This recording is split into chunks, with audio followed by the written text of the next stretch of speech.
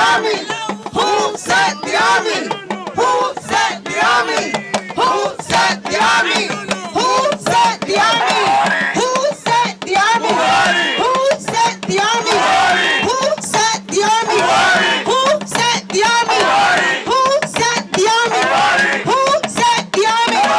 Who sent the army? Who sent the army?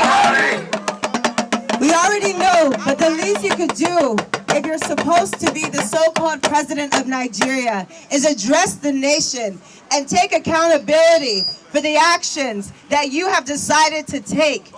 You must take accountability because you decided that you wanted to attack your own citizens who were sitting on the ground, unarmed, waving the Nigerian flag and singing the national anthem. You must take accountability because you declared war on your own citizens. If you're going to do that, at least take accountability.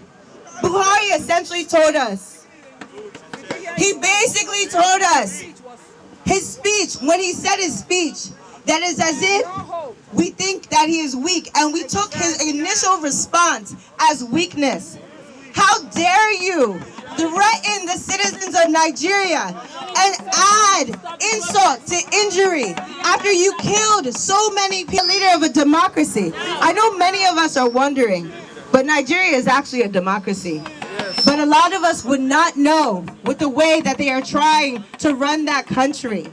Are we going to allow it? No! Are we going to allow it? No! Are we going to allow it? No! You guys, we came out here today to make sure that we hold each and every single one of the victims that were murdered in Nigeria, murdered by the people that had sworn to protect them.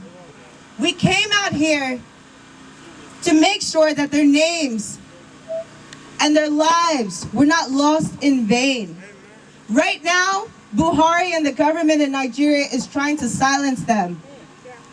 Us, we, all of us in the diaspora, we will now be their voice. Because when he tried to silence them, Buhari can't silence us here. He can't silence us here. So we will continue to be the voice of the voiceless in Nigeria because they need us. They really, really need us. And this is the least we can do. We know when we come out here, and as many people as heroes go out on the road, they know that they may never come home. The least we could do is lend our voice. I thank all of you guys for coming out here tonight, and a few of us are going to speak just to wrap up everything, but we wanted to make sure that these names were kept reverent. And it doesn't end today. It doesn't have to be an organized protest. It doesn't have to be anything. Use your voice at any time, whether it be on social media, whether it's just informing one of your colleagues about what is going on in Nigeria. That is the least we can do, and that costs nothing. It does not cost you a dime to do this. So let's continue to lend our voices. SARS! SARS! Buhari must! Buhari must! Buhari must! Buhari must! Buhari must! Sanwo-Olu must! Sanwo-Olu must! Buhari must! Buhari must! Listen, I want you guys real quick to just give a round of applause to our talking journalists over here. We really appreciate them. Super talented. Another shout out to DJ 03 back there. Appreciate you. It's his birthday as well. Let's say happy birthday to DJ 03 as well. We appreciate you as well. But listen, I'm here to encourage y'all, right? I'm here to encourage y'all because as we're here, right? As we're here in a moment that is very somber, as we're here in a moment where many of us are very sad, right? There's a lot of emotions. We mentioned a lot of names. We heard a lot of stories, right? A lot of people talked about people who they've lost. I talked about someone that I lost. People saw the names and heard the stories of those that they lost. But I want to encourage y'all that as we think about these people, as we think about these stories, don't let it discourage y'all to the point where you think you're hopeless. Because we're not hopeless. We just started. Right? Are we done? No. Are we done? No. We've just started. And as Raul just said, people in Nigeria now are looking up to us because they've been censored, they've been pushed inside, they've been forced indoors. The brave people who sat at the Lekki toll gate and risked their lives are now being forced inside. So who are we to sit inside as well when we have the opportunity to come out? When we have the opportunity to raise our voice? When we have the opportunity to say enough is enough? Because many of us who are Nigerians as well understand Nigerians hate what? Shame more than anything else. And right now this is shameful. The fact that we're in a global movement now where we're calling for the end of SARS is showing Nigeria's shame. So much so that people understand that the governor of Lagos went and lied to the whole world. Are you dumb? Are you dumb? Am I dumb? So what we understand is that you can't Photoshop an Instagram live, right? That you can't see people dying, you can't see people injured to the point of death on an Instagram live and say that nothing happened. And try to say that nothing happened. That is why it is so important, y'all, that we continue to use our voice, that we continue to amplify this moment. Because the second we stop doing that is the second they'll start telling lies. Can you imagine, for a second, can you imagine what would have happened if nobody had that Instagram live? Can you imagine what would have happened if DJ Switch hadn't gone on her Instagram live and risked her life? Can you imagine, in a country like Nigeria where we heard all these stories of corruption, all these stories of a bad government, they would have said nothing happened, would have went about, Buhari must go! Buhari must go! Buhari must go! No justice, no peace. And SARS! And SARS! And SARS! Buhari must! Buhari must!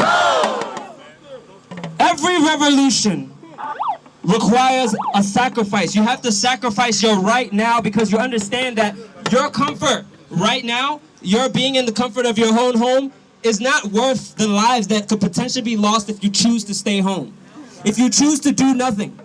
So I'm so proud of everyone here. I'm so happy that there's so many people from so many different backgrounds out here supporting this cause.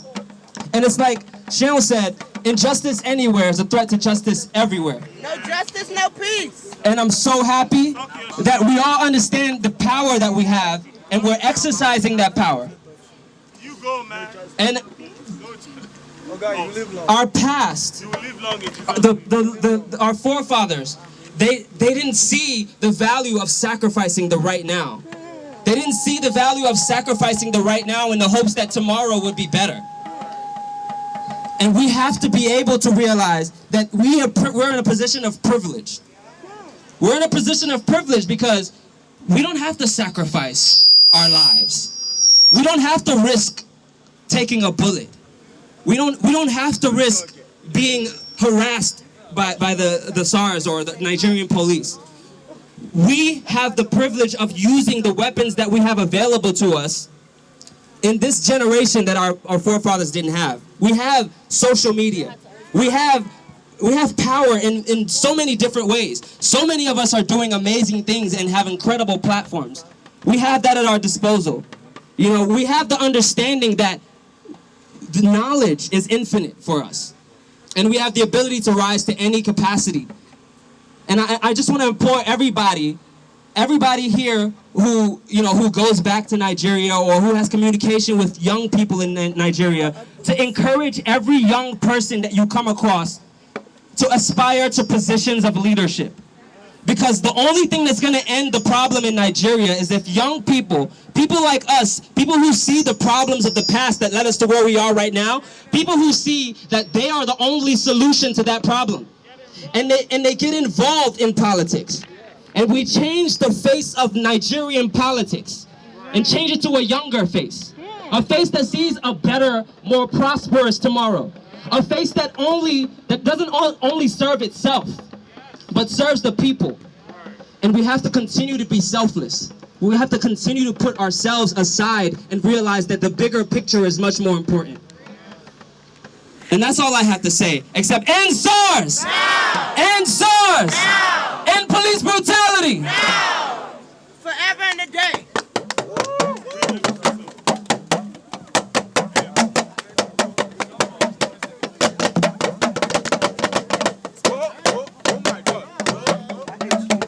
Great Nigerian.